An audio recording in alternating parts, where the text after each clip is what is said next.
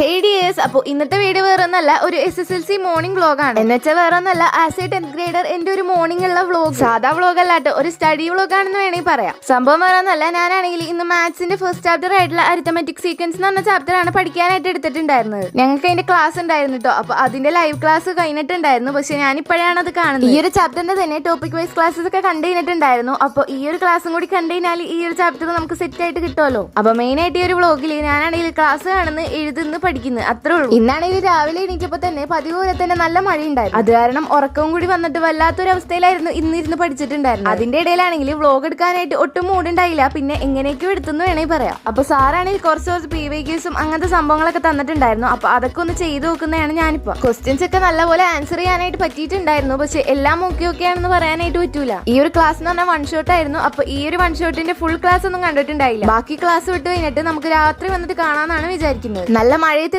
ഇതേപോലെ ചൂട് ചായ കൊണ്ടുവന്നിട്ടുണ്ടായിരുന്നു. അപ്പൊ അതൊക്കെ നല്ല സുഖമായിട്ട് കുടിച്ചിട്ട് പിന്നെയും പഠനം തുടങ്ങും. പിന്നെ അടുത്ത വീഡിയോക്കുള്ള സജഷൻസ് ചോദിച്ചപ്പോൾ കുറെ ആൾക്കാരൊക്കെ അതിന് വേണ്ടിയിട്ട് ആൻസർ ചെയ്ത് തന്നിട്ടുണ്ടായിരുന്നു. അപ്പോൾ അവർ പറഞ്ഞ എല്ലാ കണ്ടന്റും ഞാനൊരു ബുക്കിൽ എഴുതി വെച്ചിട്ടുണ്ട്. അപ്പോൾ ഞാൻ അത് ഉടനെ തന്നെ ചെയ്യാനായിട്ട് നോക്കാട്ടോ. പിന്നെ ഈ ഒരു ചാപ്റ്റർ അത്യാവശ്യം ഈസി ആയിട്ടുള്ള ഒരു ചാപ്റ്റർ ആണ്. കുറച്ച് കോൺസെപ്റ്റും ഇക്വേഷൻസ് ഒക്കെ ഒന്ന് മനസ്സിലാക്കി കഴിഞ്ഞാൽ നല്ല എളുപ്പമാണ്. അത് മാത്രമല്ല ഓണം എക്സാമിന് നല്ല ഇമ്പോർട്ടന്റ് ആയിട്ടുള്ള ചാപ്റ്ററും കൂടിയാണ്. കാരണം മൂന്നാമത്തെ ചാപ്റ്റർ ഇതിന്റെ ആ ഒരു കണ്ടിന്യൂഷൻ തന്നെ. അങ്ങനെ ഈ ഒരു പഠനവും കൂടി കഴിഞ്ഞിട്ട് നമ്മൾ സംഭവങ്ങളൊക്കെ എടുത്ത് തിരിച്ച് ബാഗിൽ തന്നെ വെച്ചു. ഇല്ലെങ്കിൽ നല്ല അടി കിട്ടും. അപ്പൊ അടുത്ത വീഡിയോക്കുള്ള സജഷൻസ് കമന്റ് ചെയ്യുക. ഈ ഒരു വീഡിയോ ഇഷ്ടമായ ലൈക്ക് സബ്സ്ക്രൈബ് ചെയ്ത് സപ്പോർട്ട് ചെയ്യാൻ മറക്കല്ല.